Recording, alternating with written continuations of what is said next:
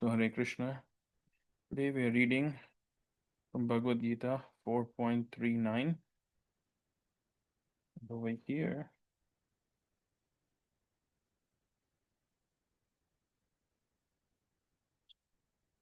Lord Krishna continues to tell Arjuna, right, on what? About how to approach a spiritual master, and that what we should learn from them, and what is the goal of this life. So in 4.39, Lord Krishna is continuing that in this world, right, this is 4.38. And so in 4.39, a faithful man who is dedicated to transcendental knowledge and who subdues his senses is eligible to achieve such knowledge, and having achieved it, he quickly attains the supreme spiritual peace. So here Krishna continues that how does one become eligible to receive this transcendental knowledge? All of this, what we are hearing today, this Hari Katha, this knowledge that we are part and parcel of Krishna. Krishna is the supreme personality of Godhead. Who is eligible? Have we ever thought that how is Krishna blessing us with this knowledge in this lifetime? How is that supreme Lord blessing us with this knowledge in this lifetime? So Krishna explains that one who is dedicated, faithful. Faithful means you are sincerely dedicated, devoted to just one. And over here, we are all dedicated to our spiritual master, right? Why? They give us that transcendental knowledge. If you remember in 4.34, Krishna says that approach the spiritual master because they have seen this truth, right? Remember, a disciple and a spiritual master can only stay together, right, in two ways. The disciple stays, can stay with the spiritual master dedicated and stay with the spiritual master only if we are surrendered. We can stay with our spiritual master. And the spiritual master, every time he gives us his darshan, every time they give us their physical presence, they do it because of their mercy, because of their causeless mercy.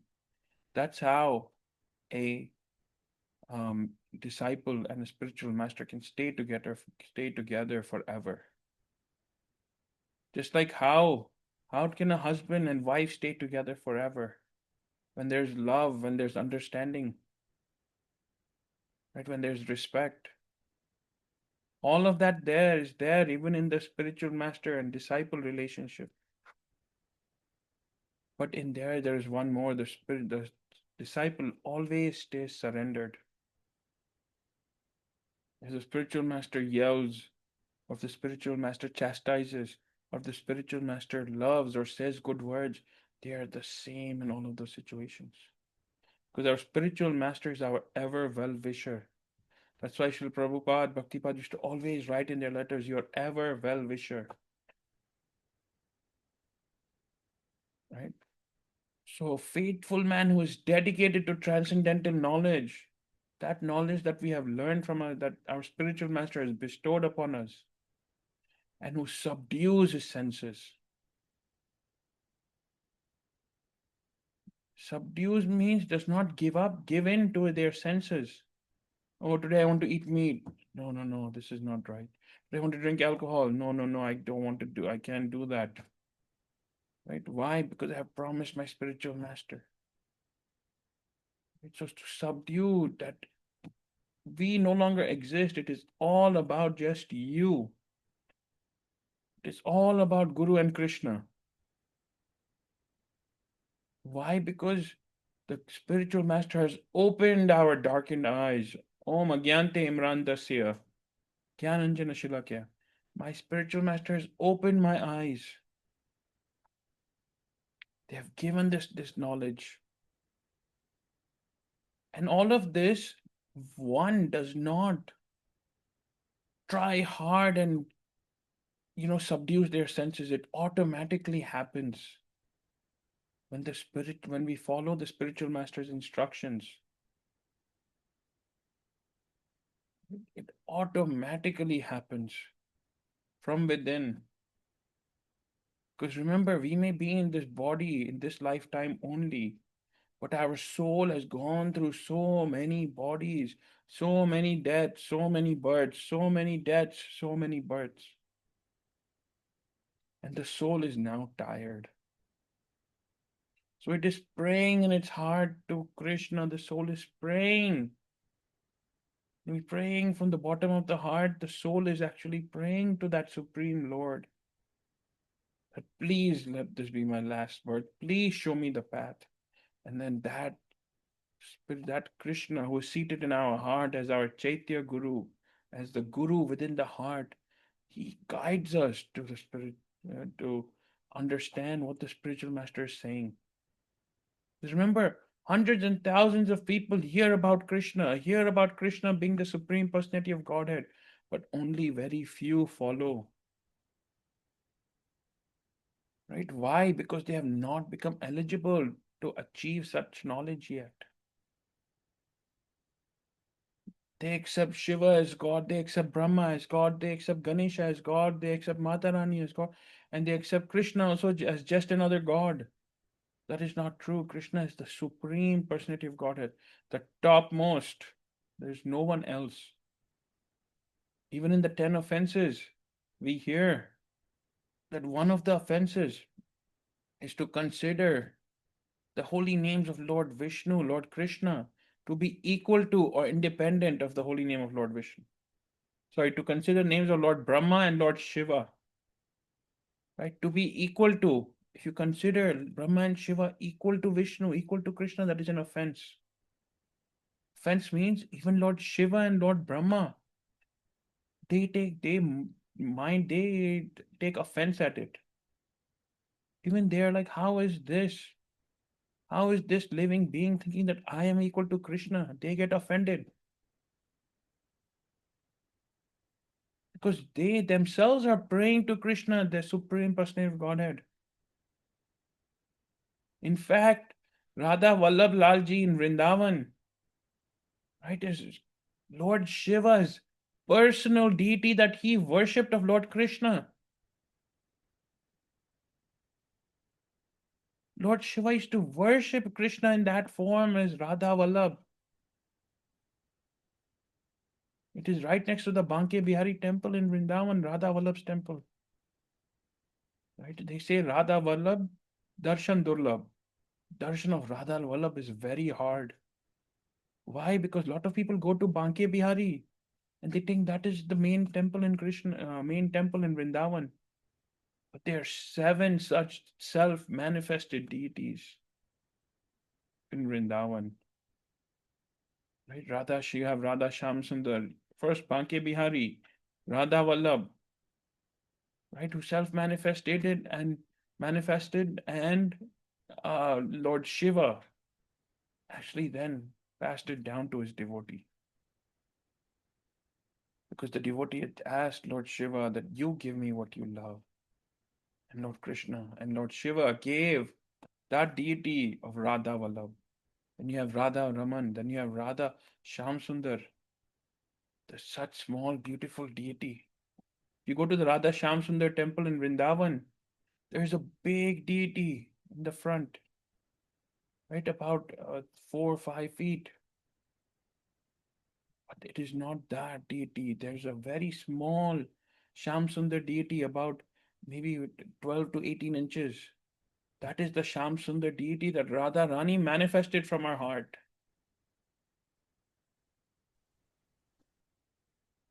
So that Krishna, who is the Supreme Personality of Godhead, that Lord Shiva is praying to.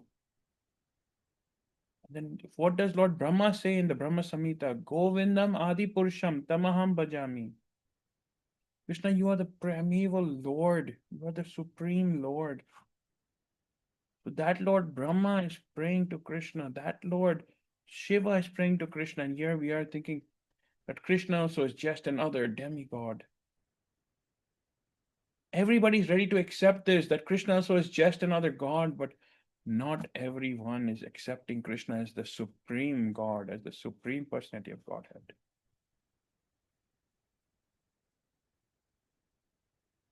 So when does one become eligible, right, to achieve such knowledge, to receive and then actually act upon that knowledge? When they continue to listen to the transcendental knowledge, listen to the Hari Katha every day. The Hari Katha is motivation. Today only I heard one of the Vaishnavas, a Vaishnav sannyasi, who was speaking, and he was saying that you can sit and chant all your 16 rounds every day. You can even chant more, 20, 30, 40, 50 rounds. You can sit and continue chanting. But if you do not have love for Hari Katha, if you do not listen to Hari Katha every single day, if you did not hear about the glories of Krishna every single day from a devotee of Krishna, from our spiritual master, right? Then all of the chanting that we may be doing right now, all of the bhakti we may doing, all of the seva, the service we may doing, there is a chance that all of that will start getting lesser and lesser and lesser and dwindle away, where one day you will give it up. When we are not listening to Hari Katha every day, we're not listening to the glories of the Krishna every day, when we're not listening to the transcendental knowledge every day.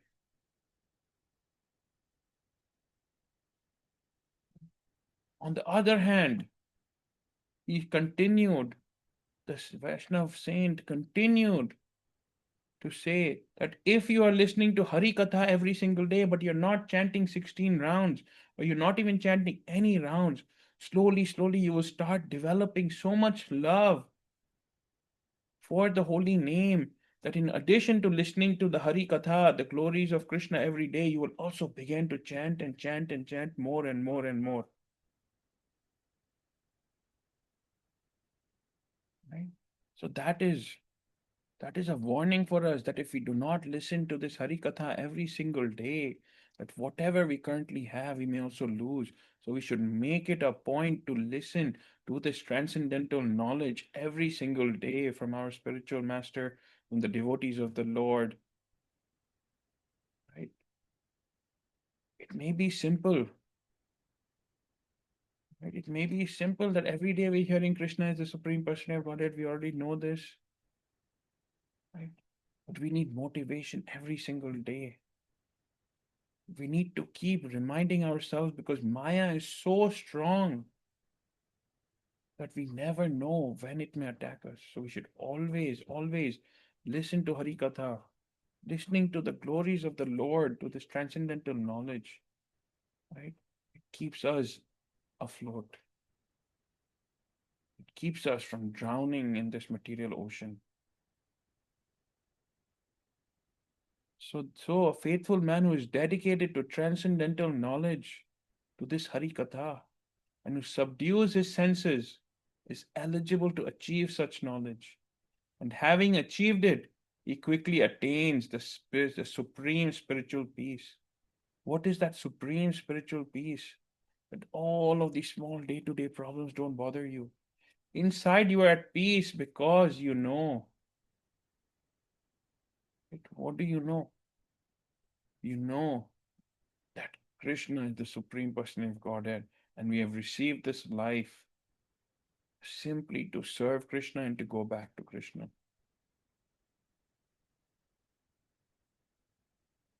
So there was once actually this sadhu,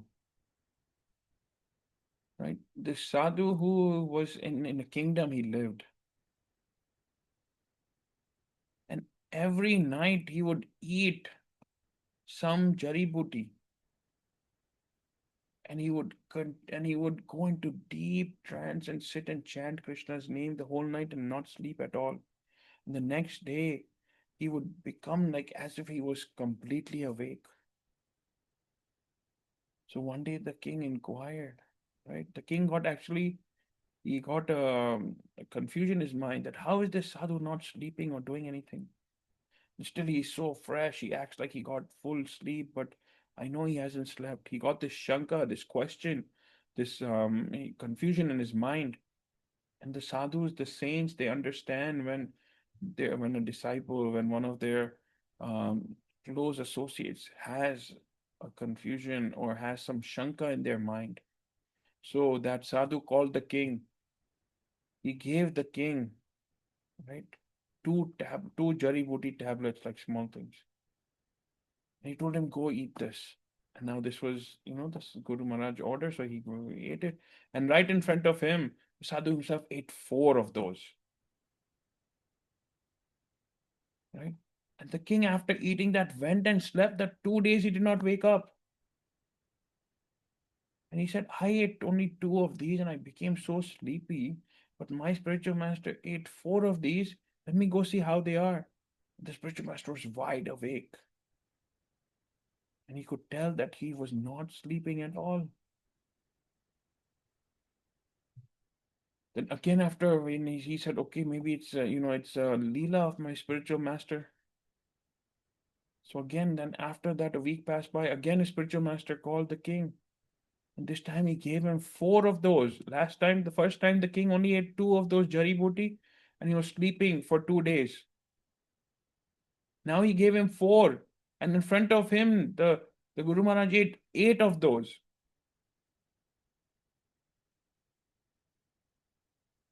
Right? So then now the king, he ate four.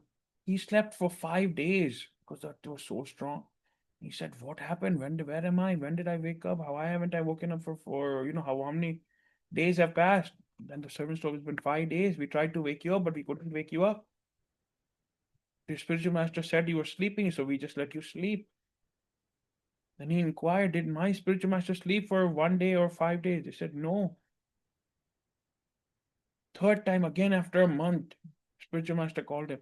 This time he gave him eight of those jari booty. Now the king got really scared. And in front of him, his Guru Maharaj ate 16. And just as the king was about to leave, the spiritual master called him back and told him, wait, wait, wait. You know how every time I used to give you this and you used to fall asleep for days? He said, yes, spiritual master. This time I actually got it turned around. I have given you this, that by 4 a.m. tomorrow morning, now you will die. You ate this and now you are going to die by 4 a.m. in the morning. Now the king became very worried. But he became concerned. All of his attention was on his death. He went and started spending time with his family, sitting and doing everything, finishing everything that he wanted to do before his death and everything. And he was then at 3 o'clock, went and laid down and started chanting the God's names, the Krishna's name. And then it became 4 o'clock. And now he said, okay, now I'm going to die. And then it became 4:01. Then it became 4:10. Then it became 4:30. Then it became 5. And then the sunrise happened. But the king still did not die. Then at 9 or 10 a.m., he goes to his spiritual master and he knocks on this door. And he goes inside and he said, hey, Guru Maharaj, you said, based upon the jari I ate, I would die at 4 a.m. Here it's almost 10 a.m. and I'm still alive. The spiritual master said that I just wanted to show you that when you had that shanka of how is my spiritual master staying awake, what is he eating, what is happening to him, right? I am staying awake because I know I have to leave this body. I have this very limited time to chant the Lord's name, to connect with the Lord. And when I gave you that same jari booty, I ate double in front of you, but I was able to stay awake. Now, yesterday I gave you 8. How come you did not sleep for 8 or 9 days? He said, because my mind was completely distracted and worrying about the whole death, the whole death. And so I wanted to finish up everything and spend time thinking about the Lord. The Guru Maharaj said, that's what we also are doing. We are worried about your death. But how all of these living beings will just pass away without learning about Krishna, without going back to Krishna. So even though we're not sleeping, we have all this energy. because we know the value of this human life. And spiritual masters always at that spiritual peace. Why? Because they're not concerned about anything else. They're just concerned about how do we make most of this human life. And they try to give us that spiritual peace too. How? By giving us this transcendental knowledge and teaching us that what we should be doing in our day-to-day lives. Let us walk on that path and achieve that spiritual peace where everything may be going chaos outside. We will not know there's so many random things happening up and down every single day in the life. But inside you are at spiritual peace because you know that this is just all part of Krishna's grand plan. We just have to stay surrendered, chant Krishna's name, listen to Hari Katha, and perform Hari Seva. Right? Hari Katha, Hari Seva, and Hari Simran. With that, we'll end. Then we'll continue tomorrow. Before we end, we'll chant together Hare Krishna, Krishna Krishna, Hare Hare. Hare Ram, Ram Ram, Hare Hare. Hare Krishna, Krishna Krishna, Hare Hare. Hare Ram, Ram Ram, Hare Hare. Hare Krishna, Krishna Krishna, Hare Hare. Hare Ram, Ram Ram, Hare Hare. Shri Shri Radha Vrindavan Chandra Bihari Lal.